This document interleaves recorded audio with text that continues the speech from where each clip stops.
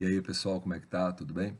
Nessa videoaula nós vamos abordar um tema muito interessante. Não é um tema de complicação exagerada, muito pelo contrário, né? É um assunto mais intuitivo, que é sobre a pressão que o vapor de um líquido exerce em algumas determinadas situações e quais são os fatores que influenciam nessa pressão de vapor de um líquido. Bom, então vamos definir primeiro o que vem a ser pressão máxima de vapor de um líquido. Então veja bem, observe a seguinte situação, onde há três recipientes fechados, eles são providos de um manômetro. Manômetro é um instrumento que mede a pressão interna exercida pelo vapor de cada líquido.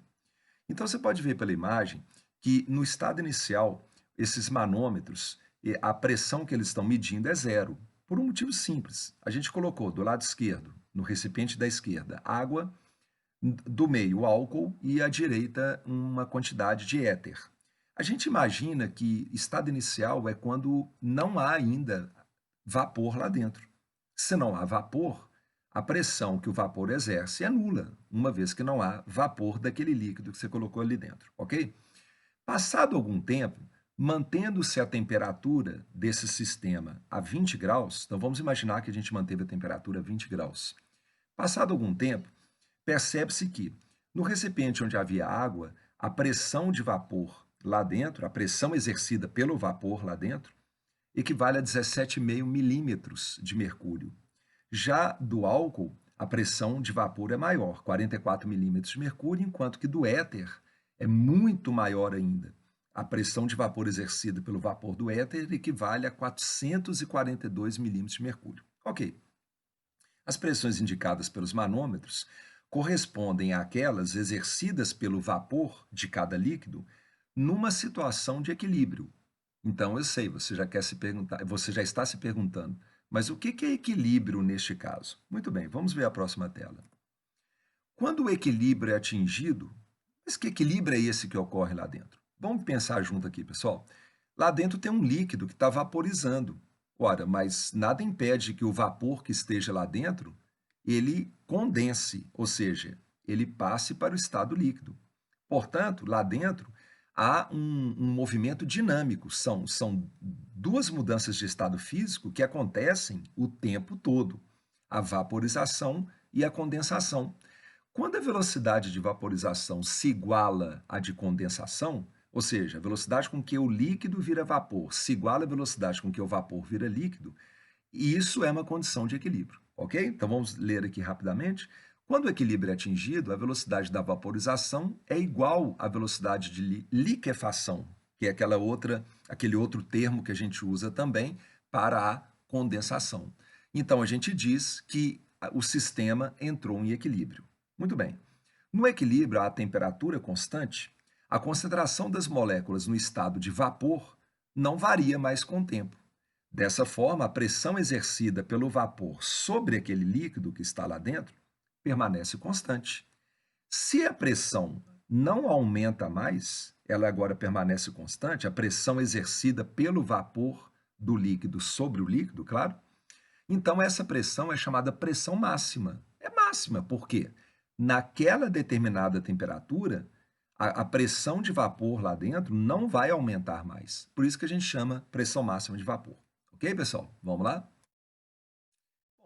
Então aqui a gente repete para a gente ir para a gente continuar. Pressão máxima de vapor, qual que é a definição?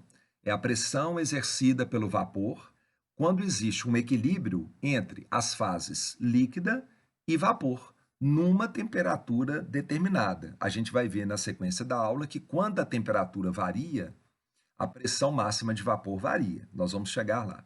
Então, veja bem aqui, gente. O que está ali atrás está aqui nessa tabelinha, né? E a gente agora queria ver essa questão de, pô, mas o que está influenciando no fato de um líquido ter uma pressão de vapor maior e, portanto, ser mais o quê? Volátil, e um líquido ter uma pressão de vapor menor. Portanto, em outras palavras, a gente diz que ele é o quê? Menos volátil. Vamos ler juntos.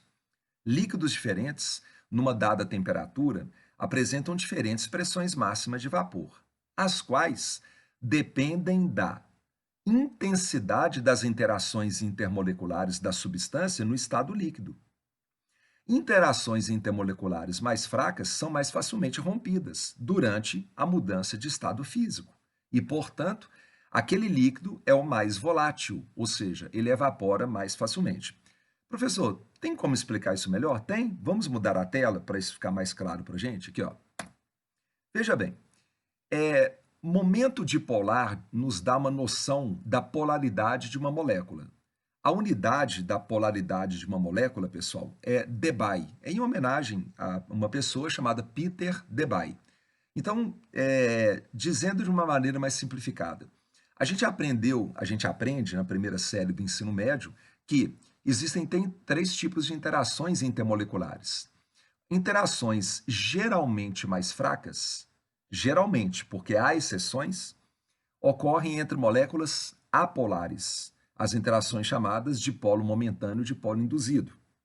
As interações entre moléculas polares, portanto, são moléculas que têm permanentemente polos, polo negativo, polo positivo, são aquelas interações chamadas de dipolo-dipolo permanente, ou simplesmente interações intermoleculares do tipo dipolo-dipolo.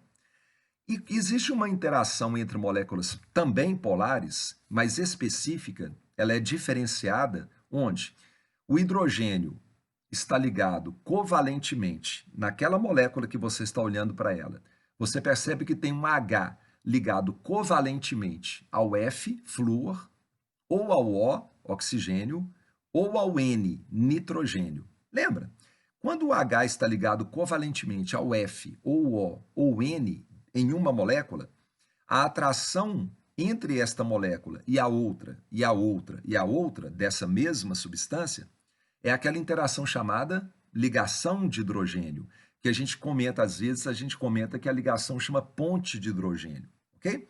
Bom, ponte de hidrogênio é um pouco diferente de ligação de hidrogênio, mas é uma expressão que a gente vê nitidamente que aparece em avaliações externas, vestibulares, o próprio Enem usa, às vezes, essa expressão. Mas o mais correto, galera, é ligação de hidrogênio. E aí, o que isso tem a ver? Agora eu vou ler essa tela com vocês. Esse momento dipolar, né, o momento de dipolo molecular, nos dá uma noção da polaridade de uma molécula. Como a gente disse, a unidade é debye. Então vamos lá. Água. As interações intermoleculares são do tipo ligações de hidrogênio, uma vez que o H está ligado covalentemente no O. Então, esse H de uma molécula sente atração pelo O da outra molécula. São as famosas ligações de hidrogênio.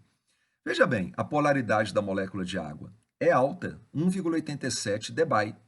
Ora, vamos pensar juntos. Se as atrações entre as moléculas de água na fase líquida são interações intensas, concorda que é difícil para a água evaporar? Porque tem que romper essas interações intermoleculares para que a água se transforme em vapor de água, concorda? Porque as moléculas têm que se afastar, não é verdade? E aí já está ficando claro para você, a água é a substância dentre as 3 menos volátil. Ela é menos volátil porque ela evapora menos. Por que ela evapora menos? Porque as atrações entre as moléculas na fase líquida são mais intensas, ok? Bom, interessante que o álcool etílico, CH3, CH2 ou H, também faz entre suas moléculas, também faz interações do tipo ligações de hidrogênio. Mas a polaridade das moléculas do álcool etílico, nesse caso aqui específico, o etanol, né? A polaridade é menor, tá vendo? 1,69 debye. Portanto, se a atração é menor, significa que, mesmo sendo o mesmo tipo de interação, ligação de hidrogênio, as moléculas do álcool se atraem menos fortemente, o que justifica ser mais volátil, evaporar mais e, portanto, a pressão de vapor ser maior. E, finalmente, o éter etílico, né, esse éter etílico é quando você é o apelido do éter dietílico, na verdade. É o solvente que você compra numa farmácia, né? O éter, eles falam éter, né? As interações entre as moléculas não são ligações de hidrogênio, mas são chamadas dipolo-dipolo permanente, uma vez que são moléculas polares. Mas você percebe pelo momento de dipolo do éter que a polaridade das moléculas é menor, é 1,15 debye. Isso justifica a gente pensar que são moléculas que se atraem mais fracamente e, portanto, elas evaporam mais facilmente. Portanto, a pressão de vapor será bem maior. E aqui, de uma maneira genérica, a intensidade das interações intermoleculares decresce na seguinte ordem: as ligações de hidrogênio são mais intensas do que dipolo-dipolo permanente, que por sua vez são mais intensas do que as interações entre moléculas apolares, que são chamadas dipolo momentâneo dipolo induzido ou dipolo instantâneo dipolo induzido. Ok, pessoal? Vamos lá então. E nesse gráfico, esse gráfico ele vai aparecer em outro momento da nossa videoaula. Então eu vou ser breve aqui e vou me delongar um pouco mais numa tela posterior. Esse gráfico, gente, ele representa o seguinte: na medida que a temperatura variou, e aqui nós vamos dizer de uma maneira mais pragmática, você pode perceber no eixo X que na medida que a temperatura aumenta, ou seja, você está aquecendo um líquido, né? A pressão máxima de vapor do líquido para cada temperatura aumenta. Por quê, gente? A gente vai ver na próxima tela o motivo disso. O objetivo aqui, primeiro, é você perceber graficamente que o éter é mais volátil que o álcool, que por sua vez é mais volátil do que a água. E você nota nitidamente, através do gráfico, que a curva que mostra as pressões máximas de vapor do éter em função da temperatura, essas pressões são todas maiores do que do álcool e da água. Ou seja, é uma curva que fica mais acima. A água, por ser menos volátil, né, para qualquer temperatura, a pressão de vapor da água, pelo fato de ser menos volátil, a pressão de vapor é menor. Então você espera graficamente ver uma curva mais embaixo, ok? Professor, e sobre essas temperaturas que estão destacadas aqui, né, nessa tela? A gente vai ver, sim, é a temperatura de ebulição, mas a gente vai ver na sequência da videoaula. Vamos lá? Muito bem. A pressão máxima de vapor, como a gente falou, aumenta com a temperatura. E aqui vem a explicação. Pois há um aumento na energia cinética média do sistema. Concorda que quando se aquece um sistema, aumenta a agitação das moléculas? Então está tendo um incremento na energia cinética média do sistema. E assim, ao aumentar a energia cinética média do sistema, maior quantidade de moléculas na fase líquida rompem as interações entre elas, as atrações intermoleculares, e conseguem, então, escapar para a fase de vapor. Agora, uma curiosidade, gente. No caso de substâncias que passam diretamente da fase sólida para a fase líquida, você não diz sublimam, há um equilíbrio, né? Quando o equilíbrio é atingido, né? A velocidade com que o sólido vira vapor se iguala à velocidade com que o vapor vira sólido, ok? Por que aqui a gente não falou líquido, vapor, vapor, líquido? Porque não está havendo uma vaporização, está havendo uma sublimação. E para que isso não fique teórico e abstrato na sua cabeça, exemplos. Sublimação de uma bolinha de naftalina. A bolinha de naftalina, cuja substância que tem dentro dela é o naftaleno, que são dois anéis benzênicos condensados, ou seja, é um anel benzênico grudado no outro anel benzênico, né? A gente fala núcleos condensados.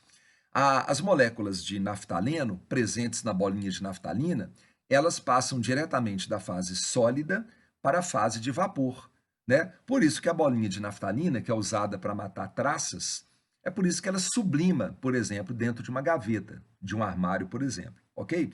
Um outro exemplo que você vê muito, às vezes você está numa boate, num bar, e o barman, ele pega uma pedra de gelo e coloca na sua bebida e sai uma fumaça. Na verdade, aquele ali não é um gelo feito de água, é o gelo seco, que nada mais é do que gás carbônico sólido, concorda? CO2 sólido, que passa diretamente para a fase de vapor, sublima. Por isso que dá aquele efeito, né, do vapor saindo ali. Ok, gente? Muito bem, vamos continuar. E agora, a gente vai trabalhar o que tem a ver. Até agora, a gente viu que A temperatura, quando aumenta, isso interfere na pressão de vapor de um líquido, a pressão de vapor aumenta. E também a gente percebeu que a pressão de vapor depende da intensidade das interações intermoleculares que ocorrem na fase líquida daquela determinada substância. Agora, nós vamos relacionar a pressão máxima de vapor de um líquido com a temperatura na qual aquele líquido entra em ebulição. Muito importante isso aqui também, pessoal. Então vamos lá. Quando um líquido é aquecido no recipiente aberto, observa-se inicialmente, no fundo do recipiente, a formação de bolhas constituídas de ar dissolvido dentro do líquido, que tem a sua solubilidade diminuída pelo aumento da temperatura. Em outras palavras, você já cansou de ver, por exemplo, você coloca uma água, né, a temperatura normal numa panela aberta e liga o fogo aí do fogão da sua casa. No início, quando você olha, você vê umas primeiras bolhas. Essas primeiras bolhas são constituídas essencialmente de ar, porque o ar, numa temperatura mais baixa, consegue dissolver melhor no líquido, mas você está aquecendo. A tendência é o quê? Você está aumentando a agitação das moléculas presentes naquele ar que está dissolvido na água, e a tendência desse ar é o quê? Escapar lá de dentro. Por isso que as primeiras bolhas são de ar. Ok, gente? À medida em que prossegue o aquecimento, a vaporização do próprio líquido provoca, aí sim, a formação de bolhas, porque agora você aqueceu suficientemente e aí as moléculas do próprio líquido já estão com uma agitação suficiente para romper as atrações entre elas e escapar para a fase gasosa. Muito bem, e aí? O que tem a ver a pressão de vapor com a temperatura de ebulição daquele determinado líquido? Então vamos lá. Um líquido entra em ebulição numa determinada cidade, num determinado local aqui do nosso planeta, quando a sua pressão de vapor, representada aqui por P1, a pressão que o vapor exerce, se iguala à pressão atmosférica local, ou seja, pressão atmosférica local. Sim, a pressão exercida naquele local sobre esse líquido. Ou seja, um líquido entra em ebulição, independente do lugar que ele está, quando a pressão de vapor do líquido se iguala à pressão atmosférica local. E aí, esta temperatura no qual está ocorrendo isso é a temperatura de ebulição, ok? Então vamos lá, vamos dar sequência. E aí, gente, eu comentei agora mesmo que um gráfico que estava ali atrás ia ser melhor trabalhado aqui com vocês. Veja bem, gráfico da pressão máxima de vapor para 3 substâncias líquidas e suas temperaturas de ebulição. E aqui vale lembrar o seguinte: a temperatura de ebulição de um líquido depende da pressão atmosférica local. Então, veja bem, vamos primeiro trabalhar esse gráfico considerando que a pressão atmosférica local é 1 atm. E 1 atm, vocês sabem que equivale a 760 milímetros de mercúrio, não é verdade? Vamos lá. Professor, dá um exemplo prático para a gente. Você está, por exemplo, ao nível do mar. Então, imagine que você tem éter ao nível do mar. Qual é a pressão atmosférica local? 1 atm. Portanto, o éter entrará em ebulição quando a pressão de vapor máxima do éter atingir a pressão atmosférica local, se igualar à pressão atmosférica local. Ora, se o éter está ao nível do mar, e ao nível do mar a pressão atmosférica é 1 atm, você conclui que o éter vai atingir uma temperatura tal onde a pressão de vapor dele vai se igualar a 1 atm. E qual é esta temperatura? 34,6 graus Celsius. Ok, gente? No caso da água, no caso do álcool, perdão, como ele é menos volátil, olha, como ele é menos volátil, o álcool, comparando com o éter, é necessário que o álcool, para que a sua pressão máxima de vapor se iguale à pressão atmosférica local de 1 atm, é necessário que o álcool atinja uma temperatura maior. Por isso que o álcool a 1 atm de pressão, ele entra em ebulição não a 34,6 graus Celsius, mas a uma temperatura maior, 78,3. E para terminar, como a água é menos volátil, ela tem que atingir uma temperatura maior para que a sua pressão de vapor se iguale à pressão atmosférica local, que aqui estamos combinando, né, que seria, por exemplo, ao nível do mar, 1 atm. Portanto, a água, ela ferve quando ela atinge 100 graus. Ok, gente? Conclusão.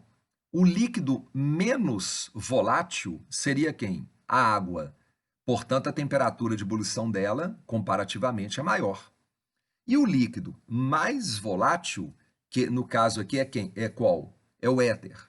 Ele tem, o éter tem uma temperatura de ebulição menor, ok? Vamos dar sequência. E agora, nós estamos caminhando aí para a reta final. Aqui a gente vai lembrar um detalhe que é muito usado em física, né? Nós estamos aqui numa aula de química, mas eu tenho certeza que você já trabalhou isso aqui no conteúdo da física. A gente sabe que a pressão atmosférica local depende da altitude aqui no nosso planeta, por um motivo simples. Quanto maior a altitude, a coluna de ar é menor, todos sabem disso. Ora, se a coluna de ar é menor, ou seja, tem menos ar atuando ali, a pressão atmosférica daquele local é menor. Muito bem. E aí, o que isso tem a ver com a temperatura de ebulição de um líquido que esteja numa cidade, por exemplo, num local, né, não tem que ser numa cidade, no local de baixa altitude, e a temperatura de ebulição desse mesmo líquido num outro local, numa alta altitude. Vamos ver aqui na próxima tela. Veja bem, gente, nessa tabela, ela mostra o ponto de ebulição da água a diversas altitudes. E olha que curioso. Então, olha lá, pressão atmosférica em função da altitude e a influência dessa pressão atmosférica em função da altitude no ponto, ou, se você preferir, na temperatura de ebulição da água. Veja bem, o que a gente pode perceber nessa tabela? Que quanto maior a altitude, a coluna de ar é menor. Portanto, a pressão atmosférica é menor. E se a pressão atmosférica é menor, vem comigo. Um líquido ferve quando a pressão de vapor dele se iguala à pressão atmosférica local. Ok, então vamos lá. Se a água está a 9.000 metros de altitude, ela está a 9 quilômetros de altitude, que seria basicamente o pico do Monte Everest, não chega exatamente a 9.000 metros, mas é quase isso. Se a água está lá, ela está submetida a uma pressão atmosférica local muito baixa, 240 milímetros de mercúrio. Ora, a água, para entrar em ebulição, ela vai ter que ser aquecida, mas quando ela atingir a pressão de vapor dela, atingir 240 milímetros de mercúrio, ela já é capaz de entrar em ebulição. Portanto, como ela tem que aquecer pouco para atingir uma pressão de vapor que é menor, a temperatura de ebulição da água é menor. Veja, 70 graus. Comparando, como a gente falou, né? Não vamos pegar de novo 0 metros de altitude, não, porque a gente acabou de dizer. Mas, por exemplo, se a água está a 1 quilômetro de altitude, ou seja, 1.000 metros de altitude, a pressão atmosférica lá vale quanto? 670 milímetros de mercúrio. Então, a água tem que ser aquecida a uma determinada temperatura para que a pressão de vapor dela se iguale a 670 milímetros de mercúrio. Consequentemente, como a pressão de vapor que ela tem que atingir é maior, ela é aquecida a uma temperatura maior. Veja bem, a temperatura de ebulição da água, neste caso, equivale a 97 graus Celsius. Ok, gente? Então, vamos terminar a leitura. Quanto menor a pressão atmosférica local, menor a pressão de vapor que a água deve atingir para mudar de estado físico e, consequentemente, menor a temperatura de ebulição. Tranquilo? Vamos lá.